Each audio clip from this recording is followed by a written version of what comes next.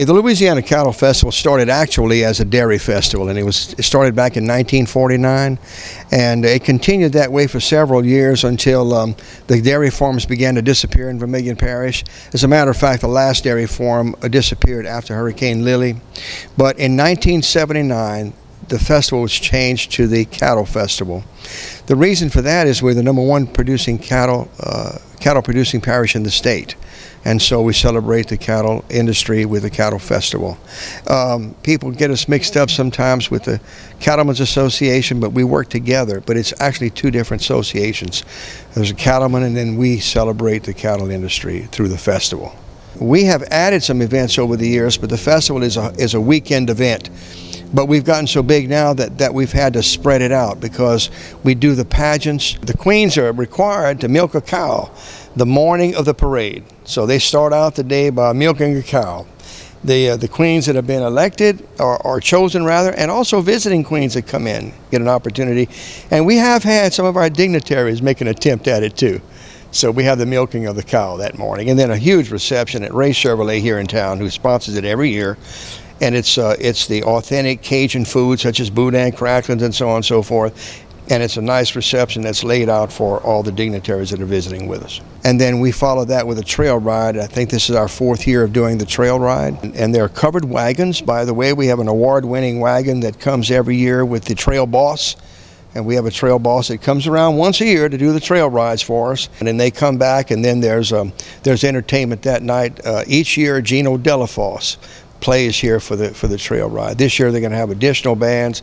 Jamie Bazar on the Kickin' Cajuns and Corky Meir, so they've added a couple of bands, but they come back from the trail ride and they have an evening of music and entertainment. The livestock show is Friday and Saturday during the festival. We sponsor that, and it's over at the county agent barn.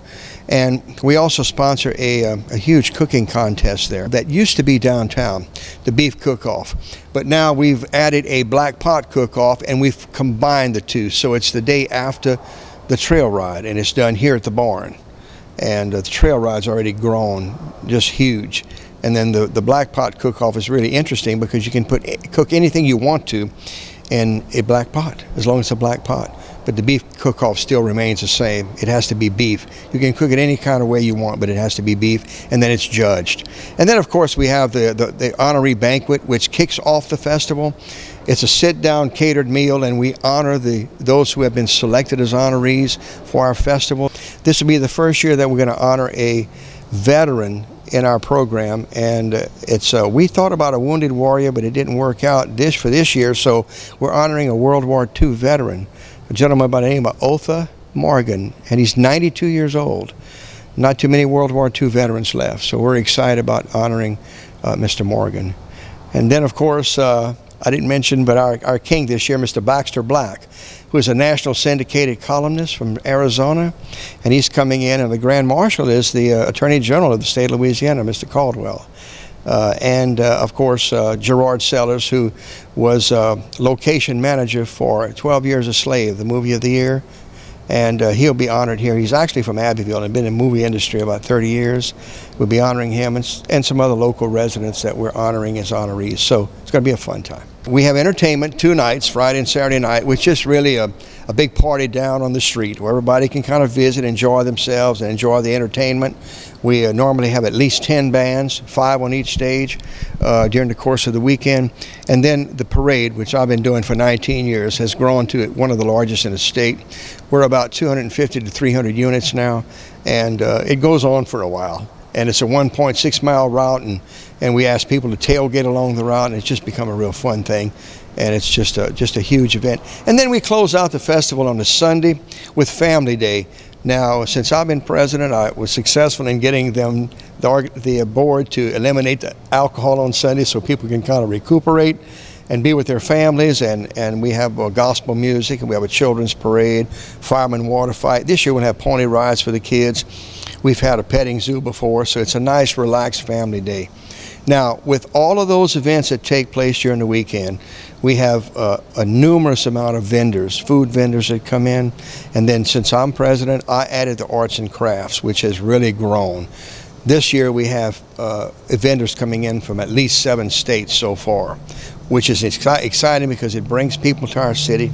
It gets them to know about the cattle industry. That's pretty much the way the Cattle Festival happens here on the streets of Abbeville. It's the 66th year this year, so it's been going on for a while. It was originated by Roy Terrio, who was state controller at the time in 1949, and we're the only festival in the state of Louisiana that has had a former president. In 1960, former President Truman was here. So we're excited about our history, and moving forward, we're excited about the barn here. We've incorporated it now into the Cattle Festival, where some of the events are done here. And we've had concerts in here, fundraisers, and so on. So that's the Louisiana Cattle Festival. We have a website. It's louisianacattlefestival.org, and it's all small caps, and it's all spelled out. Or they can call the festival office here at 385-2397, or they can call myself at 652-0646 at any time. We have plenty of information. We have a lot of publicity out on it, so we encourage people to come out and join us. And this year we're going to do something different with the Cattle Festival. We want to get this out to the public as much as we can. It has cost us so much to put it on, and we're one of the few free festivals left to the public in the state. But unfortunately, we're going to go to armbands this year. So before you can purchase your tickets to buy alcohol, you will have to pay $5 for an armband. And we don't want to do it. We have to do it if we're going to continue to survive. It's based on sponsorships and T-shirt sales and alcohol. But our festival costs us between $85,000 and $100,000 a year, so we have to have more revenue. And so it's unfortunate, but we have to do that. So we hope the public understands.